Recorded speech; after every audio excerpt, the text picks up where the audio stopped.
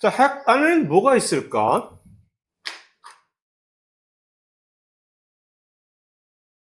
핵 안에서 우리가 만나보기를 기대하는 가장 중요한 물질, 우리의 염색체가 있겠죠. 염색체. 염색체란 무엇인가? 우리의 유전자를 담고 있는 그릇이니까. 염색체. 염색체는 DNA입니까? 왜 고개를 가로 절레절레? 왜죠? 왜 염색체는 DNA라고 얘기를 하면 그것이 틀린 말이 될까? DNA 말고 또 있으니까. 예를 들면 히스톤, 그렇지. 그래서 물론 히스톤 말고도 다른 단백질이 붙어 있지만 그 중에서 염색체란 무엇이냐? 물반, 고기반. 그래서 DNA가 반이면 단백질이 한 반쯤 되어 있는 그런 구성체이란 말이에요. 그것 때문에 사실 고민을 많이 했어요. 1950년대쯤 해서 왓슨 크릭이 DNA가 유전 물질이야라는 것을 확실하게 구조를 보여주면서 쐐기를 받기 전까지는 뭐 1930년대, 40년대 별의별 실험을 다 사람들이 거의 대부분의 과학자들이 염색체는 이제 알았지. 염색체가 유전 물질이라는 것은 확인을 했어. 결국 맨델이 죽은 지 무슨 100년도 훨씬 더 지나서 거의 200년 됐나? 그래서 맨델이 죽은 지 그 오랜 세월이 지나서 겨우 이제 염색체가 유전 물질이라는 것을 과학자들이 인정을 했단 말이에요. 이제. 그런데 거기서 또 문제가 생긴 게 많은 과학자들이, 그러니까 논쟁이 염색체를 과학적으로 분석을 해보니까 단백질이 반이요, DNA가 반이요. 그럼 이제 문제가 생긴 거지. 둘 중에 어느 게 유전 물질일까? 라고. 거의 대부분의 과학자들은 당연히 단백질하고. 왜?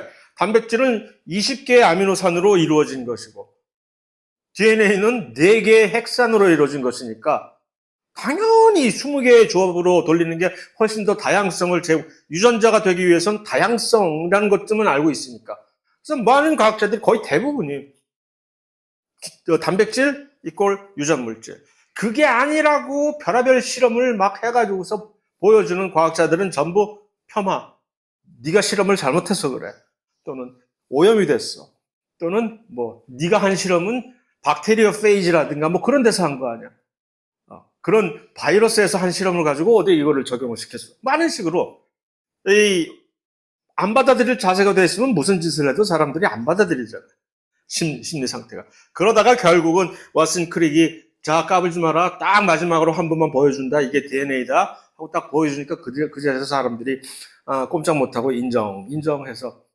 그래서 왓슨 크릭이 노벨상을 탄 거죠. 물론. 근데 그건 뭐 차치하고 그럼 핵 안에는 지금 염색체가 있단 말이에요.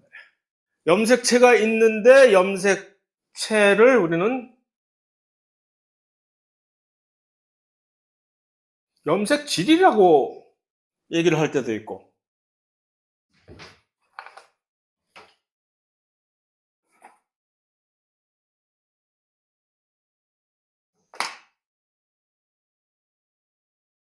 크로마틴이 원어인데.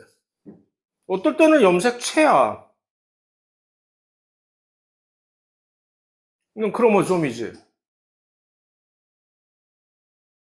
뭐가 다르겨? 염색체와 염색질은?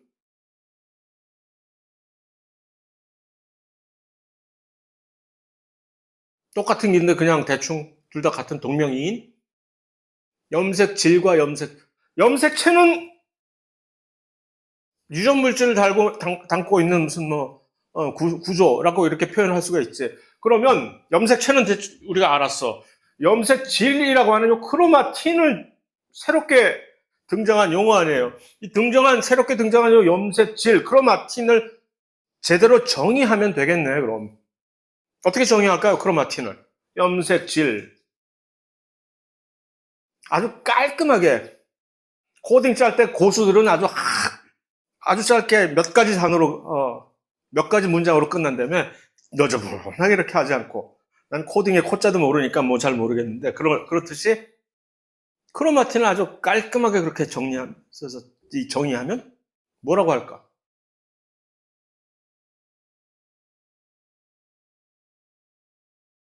응? 간기 뭐? 그거 보고 한 거지. 맞아요. 간기의 염색체. 간기라니? 간기가 뭐예요, 간기? 간 보는 기간? 썰렁하게. 아재 아닐까봐. 할배가 돼가지고 아재가 되려고 있어. 자, 간기. 간기의 염색체. 간기가 무엇입니까? 영어로 간기가 뭐? 인터페이스. 인터페이스라니? 간기의 반대말이라기보다 상대적인 용어. 분열기, 그렇지.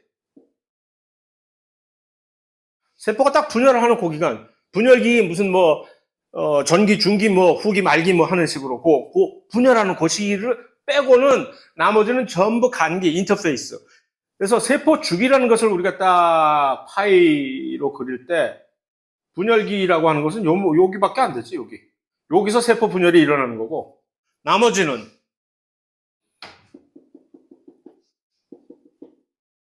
세 개의 또 다른 페이스로 되어 있어서 분열이 막 끝난 요 기간을 우리는 G1, DNA 복제가 일어나는 요거를 S, DNA 복제가 끝난 다음에 이제 분열 준비, 여기 이사갈 준비하는 요 기간을 G2, 요게 세포 주기의 기간, 요 전체가 전부 다 간기라는 얘기죠. 그러니까 거의 대부분이 간기네.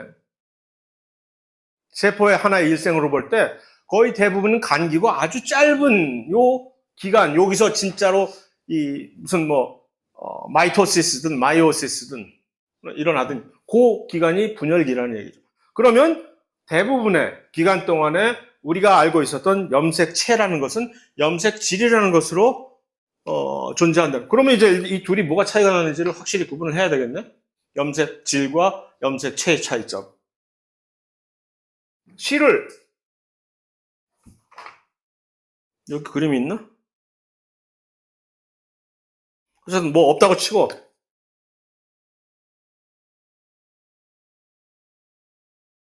이건 전형적인 진핵세포의 염색체 우리가 알고 있는 스테레오타입이지. 요게 왜 두 개일까? 요것은 우리가 언제 볼 수 있을까? 이러한 구조는.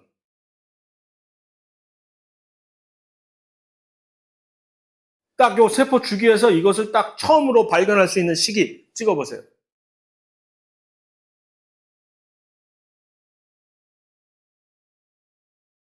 분열기. 분열기에 딱, 물론 분열기에 보여요. 이쯤 되면, G2의 말기쯤 되면 이게 보이지 않을까? 준비가 다 됐으니까. 그 전까지는 그럼 얘는 어떤 식으로 보일까? 그 전까지 이 친구가 보이는 방식은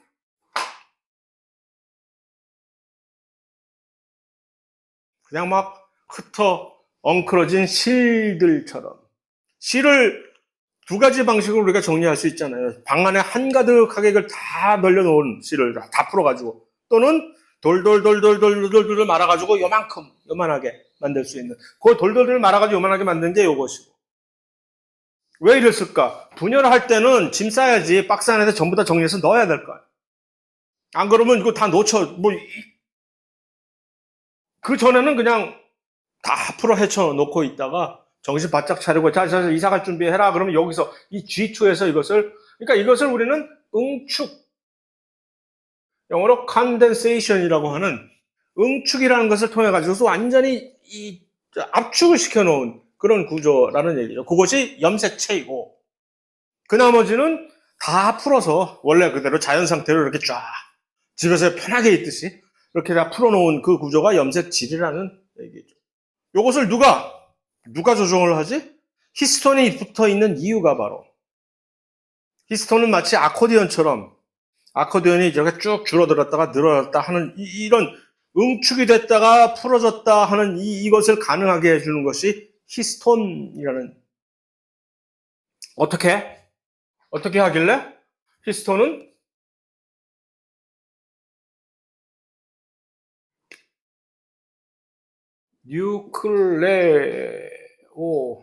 뉴클레오솜이라고 하는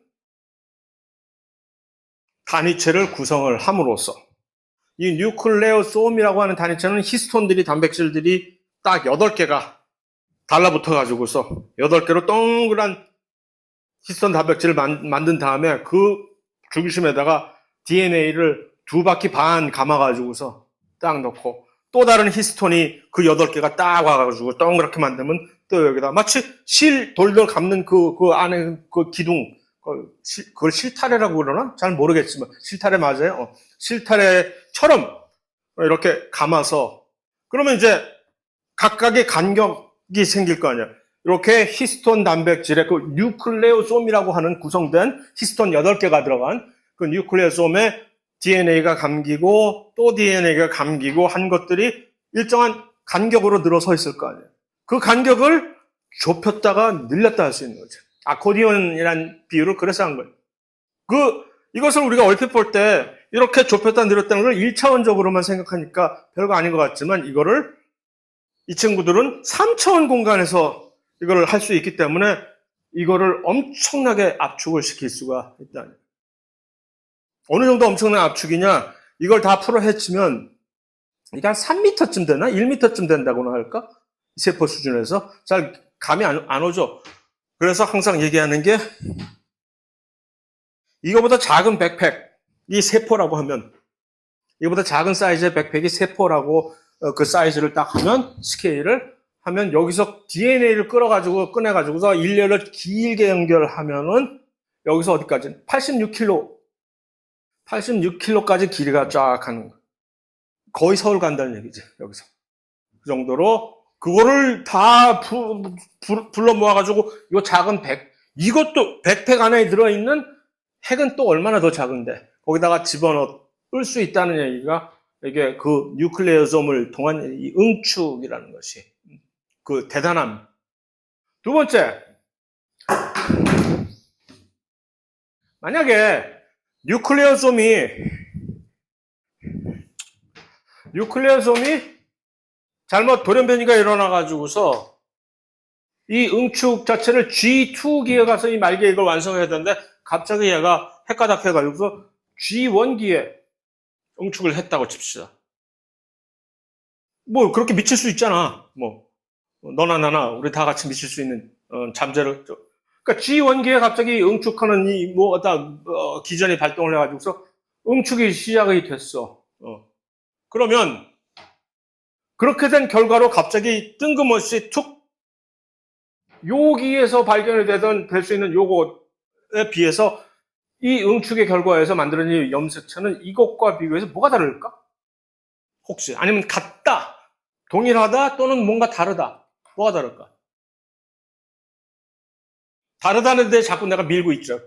다른가 보지? 어떻게? 이게 없다는 얘기지. 요거 하나 딸랑 보인다는. 만약에 응축이 그때 됐다. 왜? 요 S주기에서 여기에 해당하는 내용이 여기서 복제가 돼버린 거래. 그래서 그러니까 이것이 염색체라고 합시다. 전체의 염색체야. 그러면 각자 얘는 누구? 각자의 요 다리는 뭐? 용어가? 영어로는 크로마티드입니다. 크로마틴과 크로마티드 조금 헷갈리죠? 그러나 한국어로는 헷갈리지 않아요. 왜? 얘는 한국말로는 자매 염색 분체니까. 시스터 크로마티드라고 얘기를 하는. 이들이 동일한 복제 산물이라는 것을 표현하는. 그래서 이것이 S주기에서 그대로 복제가 돼가지고서 요게 이제 떨어지는 거지. 마치 현재는 샴 쌍둥이처럼 요 둘이 붙어 있으나 분열기에 이 둘이 분열이 되는 거지. 그래서 너 하나, 나 하나 새로 분열하는. 그러면 딱 공평하게 50대 50으로 분배를 할 수 있는. 얼마나 좋아. 그러니까 요 S주기에서 DNA 복제가 안 일어난다면 큰 일이 벌어지는 거지. 여기서 일반적인 DNA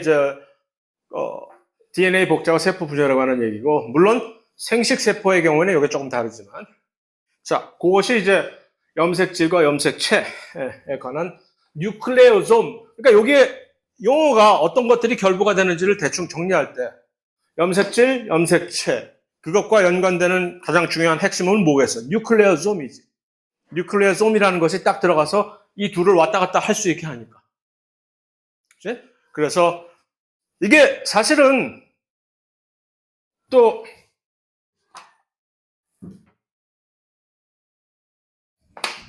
요즘 또 뜨고 있는 후성 유전학, 에피제네틱스라고 하는 이 후성 유전학에 관해서 그것을 조절을 하는 그 구조가 바로 이 이제 뉴클레오솜입니다. 이들이 얼마나 타이트하게 이렇게 응축을 시키느냐, 아니면 좀 널널하게 좀 봐주지. 그 차이에 따라서 유전자 발현이 일어났다가 안 일어났다가 할 수가 있거든. 왔다 갔다. 그러니까 후성 유전학이라는 것은 환경에 따라서 갑자기 멀쩡하게 DNA 염기 서열에 무슨 돌연변이가 생겨서 변한 것도 아닌데, 왜 어떤 세포에서는 어떤 유전자가 발현이 되고, 어떤 개인의 어떤 세포에서는 그 유전자가, 동일한 유전자 서열도 안 변했는데 왜 발현이 안 되고, 이게 왜 그러는 거야? 이걸 닫아버리면 돼. 응축을 시켜서 닫아버리면, 뉴클리오솜이 이거를 해서 염색체로 만들어가지고 이렇게 응축을 시켜놓으면 그쪽 지역은 완전히 불모지대가 돼가지고서 거기서 어떠한 이 활동도 일어날 수가 없는 거고. 그러다가 좀 내가 너무 심했나 하고 이걸 좀 이렇게 열어주면 그쪽 동네에서 유전자 발현이 마구 일어나는, 그런 식으로 해서 유전자 발현이 일어난다는 것을 요즘 와서 깨달았기 때문에 사람들이 그러면 이렇게 막 지 맘대로 환경에 따라서 막 변할 수가 있네. 그래서 이게 바로 그 후성 유전학이라는 것을 이제 공부하는 그 토대가 된 것이기도 하죠. 자, 마지막으로 핵에 관해서 또 염색질하고도 사실 또 관련이 있는 건데, 핵막이 여기 있어요. 핵막. 핵막의 구조가 이렇게 나름 동그랗게 탄탄하게 버티고 있게끔 해주는 근원은 요 밑에 핵막 바로 밑에 마치 천정에 있는 대들보처럼 어떤 특별한 단백질이 여기를 쫙 깔아놓고 있거든요. 그 특별한 단백질이 이걸 뭐 라민이라고 하는데, 그거는 알 필요 없고, 그 라민이라고 하는 구조적인 단백질이 여기 딱 깔려있을 때, 여기에서 만약 돌연변이가 생긴다. 이것을 못 만들어내요. 유전적으로 불행하게 이것을 만들어내는, 이 단백질을 만들어내는 유전자의 돌연변이가 이것을 못 만들어내면 이제 이것이 어떻게 되느냐? 이 핵막이 동그랗게 예쁘게 됐던 이 핵막이 이렇게 쭈그렁박이 돼버려요. 좀 안 됐네. 불행한 사태이긴 하나.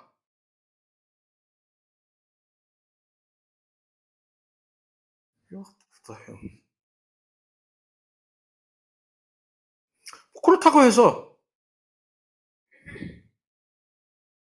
이게 쭈그렁 됐다고 해서 뭐 그다지 큰 일이 있겠어? 뭐 주름살 하나도 없이 팽팽한 얼굴 보기는 좋으나 쭈글쭈글 된 얼굴 가지고도 그래도 뭐 죽는 건 아니잖아요. 그런데 그런데 이 경우에는 죽어. 이렇게 되는 증상을 뭐라고? 이것 때문에 나타나는 대표적인 병이 조로증이라고 하는, 영어로 프로제리아라고,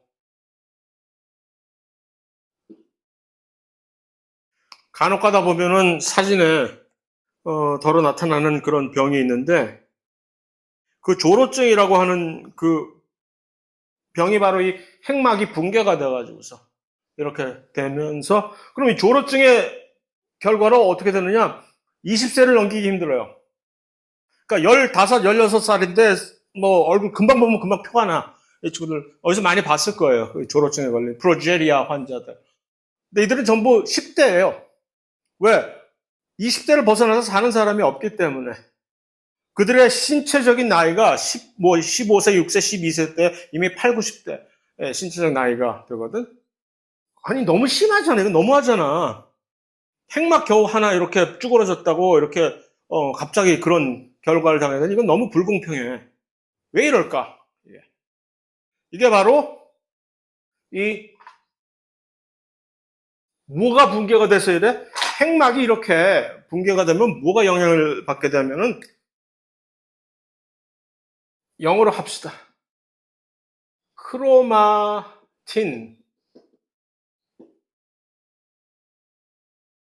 영역이라는 거. 크로마틴 테러토리라는 게 있어요. 염색질 영역이라고 해서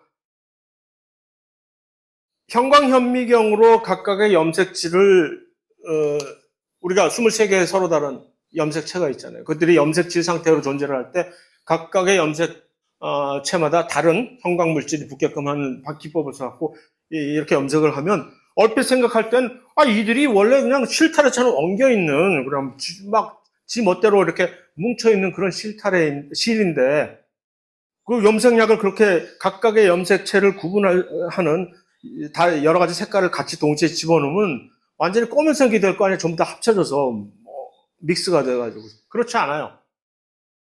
딱딱 구분이 돼가지고서 어떤 특정 영역의 특정한 색깔이 탁탁탁탁 나온다. 그 얘기는 뭐야? 각각의 다른 염색질들이, 크로마틴들이 자기 나름대로의 고유한 이 테러토리, 영역을 구성하고 있다는 얘기지. 절대 안 넘어가고. 그게 왜 중요하냐면 그게 여기서 망가졌기 때문에 그렇지. 이런 조로증 같은 경우에 핵막이 붕괴가 되면. 왜냐하면 핵막 밑에 있는 그 단백질이 그들을 잘 서로 영역을 구분할 수 있게끔 이렇게 손잡이 구실을 해주고 있는데 그게 망가져 버리니까 이들이 엉망으로 섞여 버리게 되는 거죠. 그게 뭐 어쨌건데. 그렇게 섞이게 되면은 뭐가 망가지냐 하면 유전자 발현이라는 것은 우리가 이 발생 과정을 통해서 내가 몇 살 때는 어떤 유전자가 활성화되고 내가 몇 살 때는 어떤 유전자가 활성이 되고 많은 그런 프로그램이 쫙 되어 있는데 그게 엉망이 돼버린 순서가 엉망이 돼버려서 지 멋대로 돼버리니까 이런 엄청나게 끔찍한 일이 벌어진다는 얘기죠. 그럼 이게 예를 들어서 이런 염색질 영역, 크로마틴 테러토리가 망가져가지고서 유전자 발현에 어떤 이 순서에 영향을 끼쳐서 이렇게 되는 게 얘 하나뿐일까? 아니에요. 암이라든가 무슨 심각한 면역 질환이라든가 그런 것도 보면 똑같이 보니까 그 염색질의 그런 영역이 망가져 있는 게 공통적으로 발견이 되더라는 얘기죠. 그러니까 이 화두를 꺼내기 위해서 제가 이런 핵막이 붕괴된 결과로 조로증이 생겨서 그 원인이 이것 때문에 그렇다라고 이렇게 꺼내긴 했으나 중요한 점은 뭐냐 하면 이러한 크로마틴 자체가 자기 나름대로의 고유한 영역을 가지고 있기 때문에 그 중요성, 왜 이것이 중요하냐? 그 영역이 흐트러져 버리면 우리가 원래 의도했던 그 유전자 발현의 순서라는 그 프로그램이 완전히 망가져 버리게 돼서 이것은 거의 돌이킬 수 없는 그런 엄청난 재앙적인 그런 질환을 가져오게 된다는 얘기입니다. 자, 핵에 대해서는 끝났고, 자, 미토콘드리아에 대해서 드디어 이제 내부 공생 이론에 대한 증거를 제시할 시간이 왔습니다. 미토콘드리아라든가 엽록체, 이들은 이제 내부 공생 이론 언급을 했던 일전에 옛날에 홀로 독립적으로 살고 있던 세균이 예를 들어서 미토콘드리아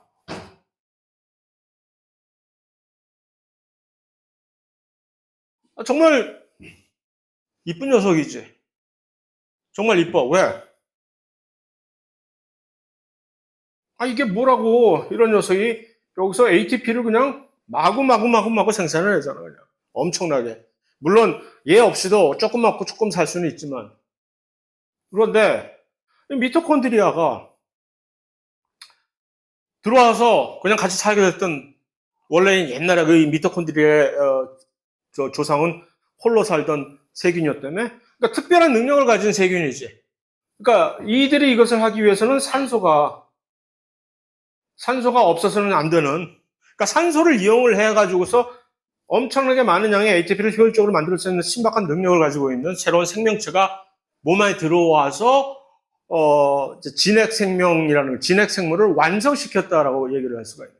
그것이 이제 내부 공생 이론인데 엽록체도 마찬가지고 또 다른 방식으로 엽록체는 그러고 있던 와중에 또 이상한 녀석이 또 하나 쑥 들어와가지고서 나도 좀 끼워줘 해가지고 근데 넌 뭘 할 줄 아는데 네 개인기는 뭐야 했더니 나는 밥을 새로 지을 수가 있어 내 마음대로. 그래서 광합성을 할 줄 아는 신박한 재주를 또 보여줘서 식물의 조상이 됐다는 그런 얘기인데 증거 도대체 무슨 증거로 이런 얘기를 함부로 얘기할 수 있는 거야? 증거 있어? 지어낼 수 있어. 네 마음대로 소설을 쓸 수는 있으나 뭔가 증거가 있어야지. 세 가지 증거가 있다고 합니다. 첫 번째 증거 뭘까?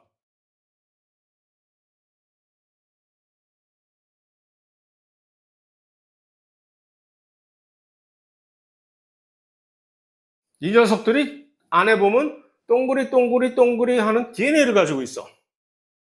동그리 DNA는 뭐였지? 플라즈미드도 그렇지만 세균의 염색체도 동그리였잖아.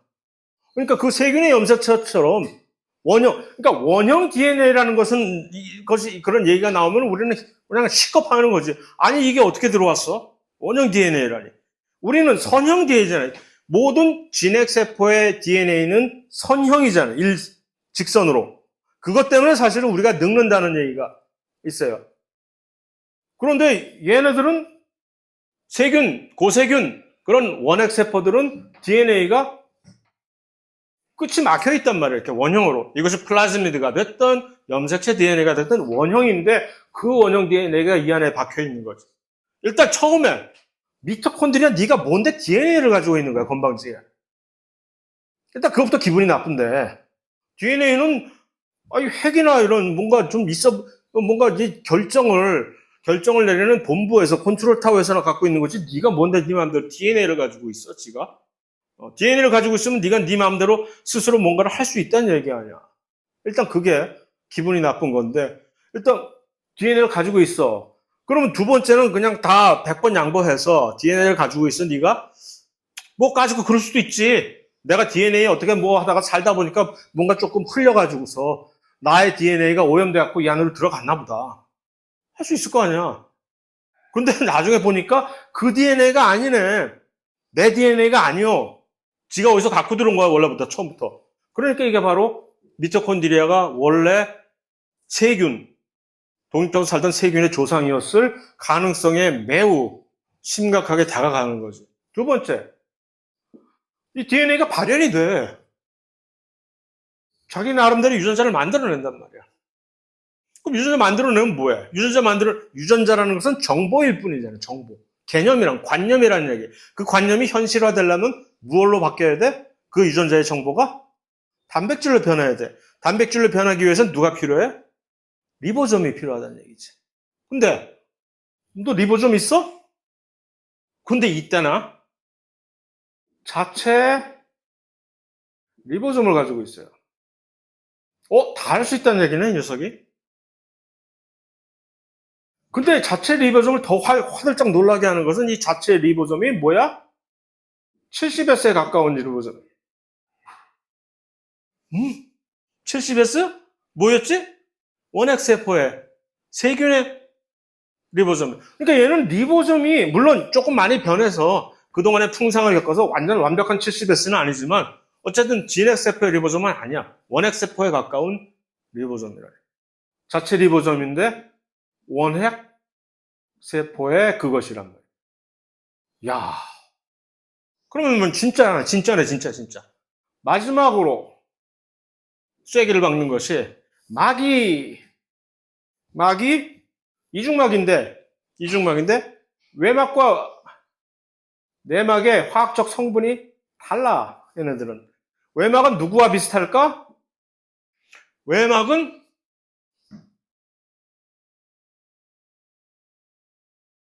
고세균, 오늘날 살아있는 고세균의 세포막과 비슷해, 화학적 성분이.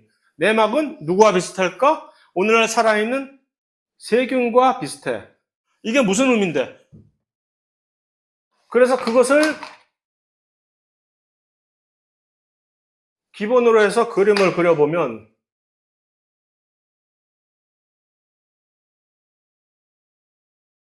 자, 잡혀먹히기 일보 직전에 미토콘드리아의 조상이에요. 두 번째 단계에서는 어떻게 될까, 그럼? 꿀꺽? 아무 일도 없었다는 듯이 꿀꺽? 하고, 그럼 얘가 같이 이렇게 싸고 들어올 거 아니야. 그래서, 짠, 두 개, 이중막을 가지게 됐어요. 그런데, 이 이중막에 요것은 누구와? 이것과 일치해야 될 거 아니야. 들어온 거니까, 여기. 요 바깥쪽. 안쪽에 요건 누구와? 요건 원래 들어온 주인 거잖아. 보니까 요 막은 내막은 세균, 오늘날의 세균. 요 바깥쪽의 막은 오늘날의 고세균. 우리의 조상이 누구라고? 고세균이라고. 그러니까 그게 이제 딱 맞아떨어지니까 세 개를 가지고 내부 공생 이론에 빼박 증거다라고 막 이제 내부 공생 이론을 미는 사람들은 물론 그렇겠지. 어쨌든 이거 세 개는 매우 설득력 있는 내부 공생 이론을 이제 입증하는 증거 구실을 할 수가 있다는 얘기죠.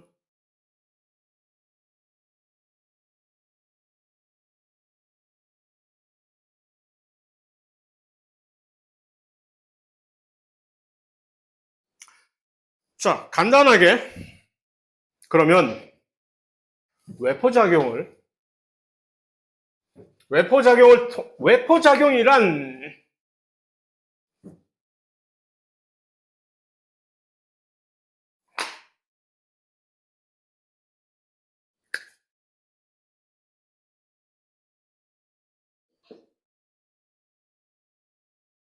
엑소사이토시스, 외포작용.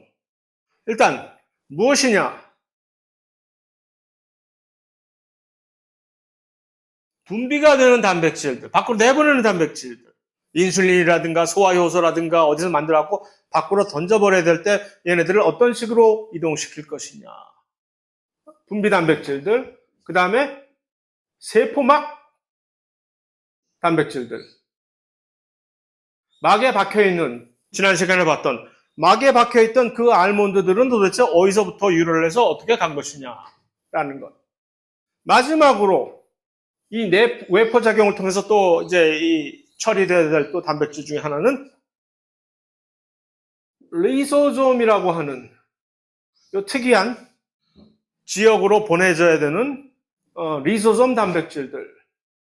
요 세 종류의 단백질들이 전부 외포작용이라는 하나의 과정을 통해서 전부 일괄적으로 수송이 된다라는 얘기입니다. 그럼 좋아. 일단 이 외포작용은 누구누구가 결부가 되느냐 하면은 첫 번째로 조면소포체가 여기에 개입이 돼. 여기서부터 출발점이에요. 조면소포체. 두 번째로 여기서 어디로 넘어가느냐? 골지로 넘어갑니다. 그럼 세 번째가 여기서 세 단계로 갈라지게 돼요. 골지에서 하나는 완전히 밖으로 분비. 완전히 내쫓아버리는 우주미화 되는 거예요. 또 하나는 세포막. 세포막으로 갈 녀석들은 여기서. 또 하나는 이제 여기서 리소솜.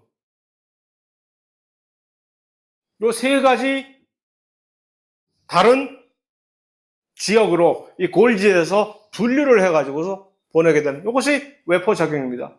매우 간단하죠? 간단해요. 그래서 왜 여기서 시작을 하느냐? 조면소포체의 이름이 왜 조면소포체이냐? 조면소포체가 이렇게 핵막과 사실은 조면소포체는 연결이 되어 있어요.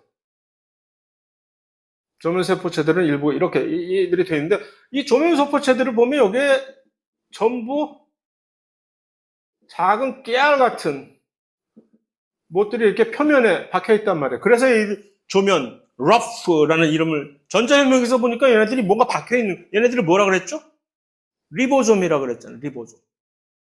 이렇게 박혀있는 얘네들이 전부 다 리보솜이에요. 리보솜. 아니 리보솜은 원래 세포 막 표면에 이렇게 붙어 있어야 되나? 아니. 리보솜은 그냥 자유롭게 자유로운 영혼처럼 세포질에서 마음대로 돌아다닐 수 있는 게 리보솜인데 그 중에서 일부들은 이렇게 조면소포체 표면에만 다다다다다다다 이렇게 붙어 있는 거지. 왜 붙어 있을까? 일단 리보솜이 거기 붙어 있다는 얘기는 무슨 일이 벌어지고 있다는 얘기? 거기서 단백질 합성이 벌어지고 있다는 얘기. 단백질 합성이 거기서 일어나는 거지. 그러면 단백질이 여기서 있는 자유리보솜. 이름 이상하다. 자유리보솜이라고 칩시다. 세포질에 그냥 있는 자유리보솜. 여기서 만들어지는 단백질과 요 표면에서 붙어지는 단백질이 뭐가 차이가 나느냐. 얘네들은 분비, 이렇게 요 외포작용에 해당이 안 돼. 모든 단백질들. 외포작용을 통해서 이동이 돼야 되는 모든 단백질들은 바로 요 표면에서, 요 조면소포체 표면에 있는 리보솜에서 만들어져요. 왜 그럴까? 거리상. 조면소포체 표면에 있는 리보솜들에 만들어진 단백질들은 가장 가깝게 어디로 보내질까? 만들어지면. 조면소포체를 한번 확대를 해봅시다. 하나의 한 단면, 조면소포체 한 단면을 이렇게 확대를 해봤어요. 요게 리보솜에 붙어 있어. 여기서 단백질이 이렇게 만들어졌어요. 이렇게. 만들어져서 완성이 되는 단백질은 어디로 보내지는 게 가장 자연적일까? 이 안으로 보내죠. 조면소포체 내부. 공간이 있을 거예요. 조면소포체 막이잖아요. 조면소포체 내부 공간으로 단백질들이 보내집니다. 일단 그렇게 보내지는 처음에 단백질들은 아미노산이 이렇게 있다고 치면 아미노산들이 동글동글. 지금 이 슬라이드에 있는 그림을 제가 이렇게 마음대로 다시 그리는 건데 슬라이드 버전의 그림은 훨씬 이쁘지. 이 단백질이 이렇게 돼 있을 거예요. 새로 만든. 이 안으로 보내진 단백질이야. 첫 번째 1단계. 일단 들어왔어. 왜 안으로 집어넣었을까 얘네들은? 두 가지 일을 하기 위해서. 일단 이 단백질이 곧 어떻게 되느냐? 조면소포체 내부에서.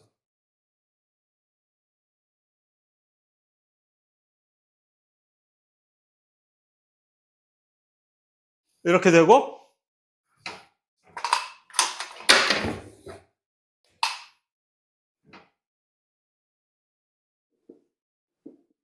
녹용 높게 달고 이렇게 돼요. 어떻게 된다는 얘기? 지금 1번에 보이는 단백질이 2번 과정으로 전환하는 과정에서 두 가지 일이 발생했어요. 두 가지 일이. 무슨 일일까? 첫 번째는 뭐?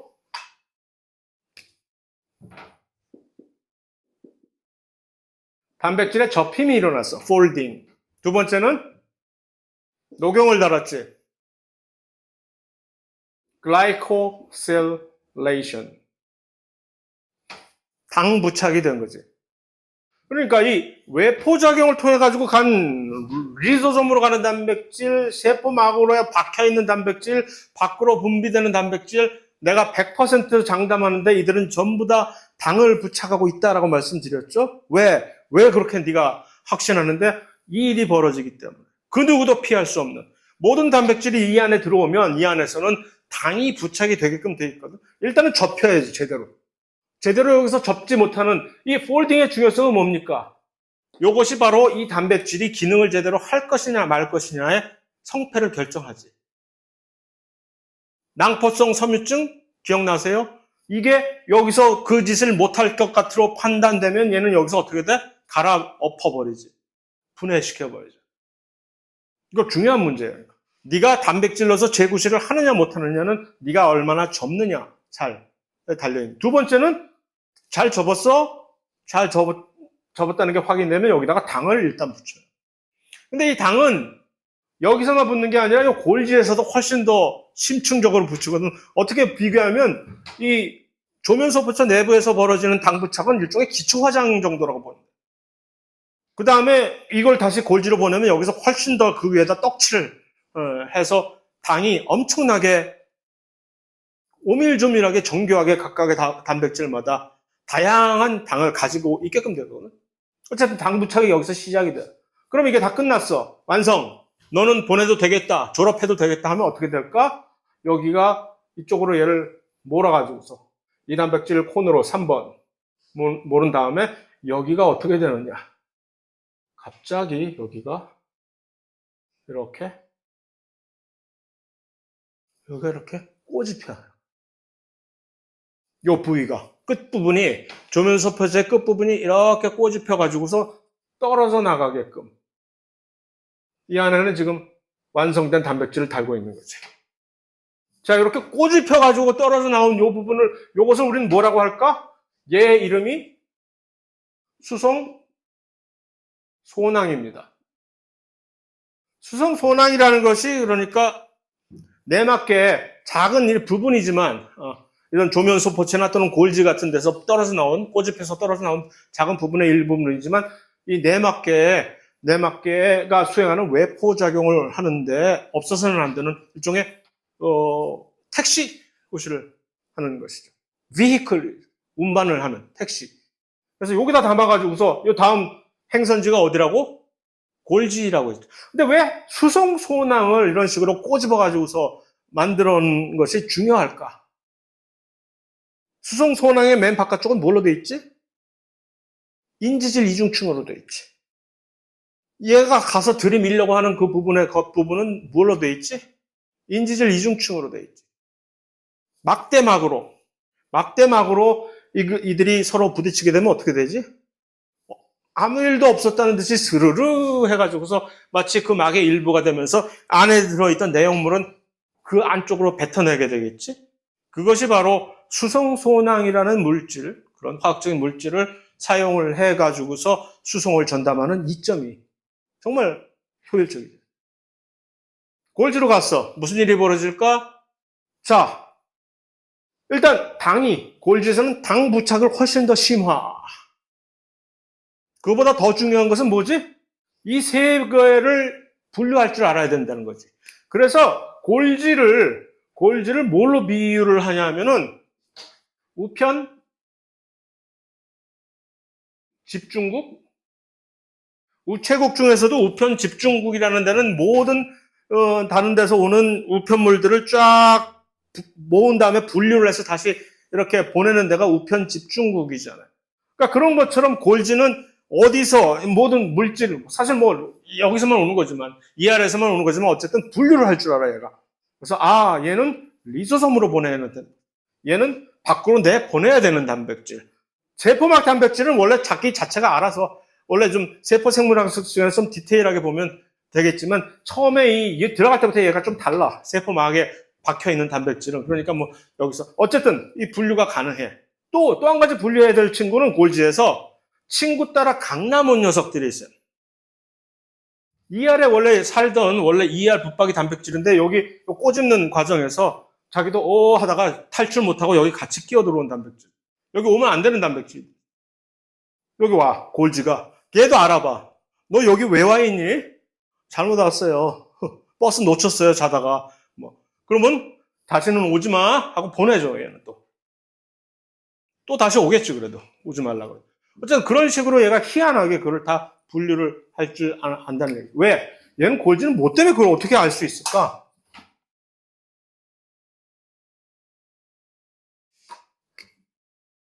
영어로 이것을 프로틴 zip 코드라고 하는데 마치 우리의 우편번호처럼 단백질마다 특별한 아미노산의 순서로서 내가 어디로 가는 단백질이다라는 것을 자기가 알려주는 인식 신호가 있어요. 이것을. 그 프로틴 zip 코드를 골지는 인식을 할 줄 알아. 그래서 너는 이쪽 zip 코드를 가지고 있으니까 너는 리소솜으로 가야 될 녀석. 이쪽 zip 코드를 가지고 있으니까 분비돼야 될 단백질. 사실 프로틴 zip 코드는 이쪽으로 외포작용을 통해서만 가는 단백질에만 달려있는 것이 아니라 핵으로 가는 단백질? 자기 나름의 고유의 핵 zip 코드를 가지고 있어. 미토콘드리아 또는 엽록체로 가야 되는 단백질? 나름의 zip 코드를 가지고 있어. 그러니까 세포 안에서는 그런 것들을 다 단백질 수준에서 이미 자기가 다 갖고 다니는, 인식표를 자기가 다 갖고 다니는 거예요. 그것을 얘는 읽을 줄 안다는 것 뿐이지. 그래서 그런 식으로 해서 분류를 해서 이쪽 세 개로 보낸다라는 얘기입니다.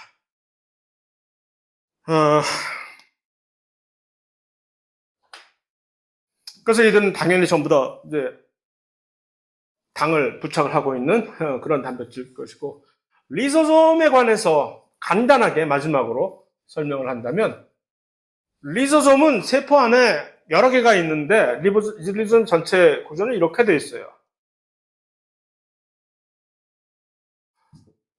리소솜은 마치 세포 안에서 우리의 위 구실을 하는, 소화하는, 세포 안에서 소화기관처럼 세포 안에 있는 모든 노폐물들을 여기서 소화를 시켜버려요. 소화를 시키려면 뭐가 있어야지?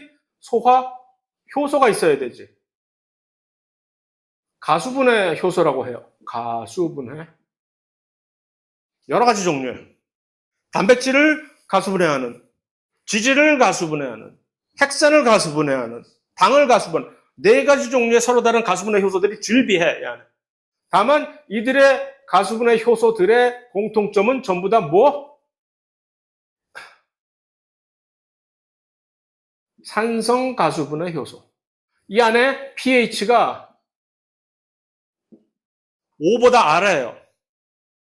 마치 우리 안에 위 안에 있는 pH가 엄청 낮듯이 산성이란 말이에요. 산성 안에서만 활성을 보이는 그런 가수분해 효소들이 이 안에 들어오는 모든 물질들을 전부 분해시켜버려요. 그래서 세포 안에 있는 노폐물이라든가 또는 세포 밖에서 들어오는 어떤 침입자라든가 그런 것들이 전부 다 이 안으로 보내져서 전부 해결이 원래는 되게끔 돼 있는 것이죠. 그러려면은 산성을 어떻게 만들까, 여기를? 이 안을 산성으로 특별하게 만들어야 될 거 아니야. 세포 바깥쪽에 pH는 보통 한 7쯤 될 텐데, 여기는 5, 4, 뭐 그런 식으로 엄청나게 산성 조건을 만들어야 되는데 어떻게 할까? 그것을 가능하게 하는 것이 산성이라는 얘기는 뭐예요, 결국? 이 안에 뭐가 훨씬 더 많다? 수소이온 농도가 훨씬 더 많다는 얘기야. 그러면 이 안에 수소이온 농도를 많게 하려면 바깥쪽에서 이쪽으로 수소이온을 계속 집어넣어야 되겠지. 그러기 위해서는 이 수송체는 무엇이 필요하냐? ADP로 가수분해된 이것이 에너지를 필요로 해요. 그 얘기는 뭐야? 이게 비자연적이라는 얘기지. 왜? 이미 여기 수소가 즐비해. 엄청 많어. 그럼에도 불구하고 계속 수소를 여기다 안에 집어넣으려면 어떻게 돼? 비자발적 반응일 거 아니야. 그러니까 비자발적 반응이니까 에너지 써서 이러한 펌프 짓을 하는 그런 이것을 양성자 펌프라고 하는데, ATP를 써가지고서 양성자를 집어넣는다 해서 이게 똑같은 이 양성자 펌프가 우리의 위벽에도, 그래서 똑같은 기전으로 메커니즘으로 우리의 위 안을 이렇게 산성으로 만들어 놓는다라는 그 측면에서 이것을 우리가 주목할 가치가 있다는 얘기죠. 리소솜의 산성으로 만드는 이 기전을 가능하게 하는 것과 우리의 위 안을 산성 조건으로 만드는 그것과 똑같다. 이 리소솜에서 모든 것을 이런 식으로 이렇게 잡아먹어버리는 이것이 어떤 경우에 또 아주 유용하냐 하면은 자가 포식이라는 오토페이지라고 하는 자가 포식이라는 과정이 있거든요. 이거는 일시적으로 굶었을 때, 우리가 일시적으로 음식물이 공급이 안 될 때 큰일 났다 해가지고서, 원래 이 리소솜에서 세포 안에 노폐물을 제거하는 그런 기전은 낡아서 이제는 폐기해야 되는 그런 소기관들, 특히 뭐냐면 미토콘드리아를 낡은 애를 계속 썼다가는 마치 배기가스를 엄청 방출해내는 공해 덩어리처럼 활성산소를 찔찔찔찔 밖으로 새게 만드는 원흉이기 때문에 우리의 노화의 근원이 되기 때문에 세포 안에서 얘는 빨리 처리해야 돼. 낡아버린 미토콘드리아. 그런 것들을 이제 리소솜에서 다 갈아서 이제 폐기 처분하고 재활용하고 하는데, 멀쩡한 엄청나게 젊은 미토콘드리아라는 다른 물질을 그냥 잡아먹을 경우가 있어요. 왜? 먹을 게 없을 때, 세포가. 굶어 죽겠을 때 임시적으로 조금만 내가 버티면 누군가가 다시 나에게 먹을 것을 주겠지라는 가정하에 임시적으로 이런 과정을 벌입니다. 그러다가 이제 이게 더 이상 장기간 계속되면 안 되겠다. 그냥 죽어버리자 하고 세포 자살로 가버리는데 어쨌든 그런데 이게 바로 이 자가 포식을 활용하는 것이 우리가 요즘 그렇게 건강에 좋다는 간헐적 단식이 되는 거예요. 그래서 주기적 간헐적으로 이 자가 포식 작용을 유발을 시켜가지고서 왜 그게 건강에 좋아? 이러면 미토콘드리아, 잠재적인 곧 위험이 될 수 있는 미토콘드리아 같은 것들을 미리 제거해 주니까 젊음을 왜? 활성산소가 나오면 노화가 된다고 하잖아요. 그것을 유지시켜주는 그래서 이 간헐적 단식이 왜 건강에 좋으냐라는 것을 과학적으로 설명하는 그 기전이 자가 포식이라는 얘기입니다. 2분이나 늦었네. 미안합니다. 자.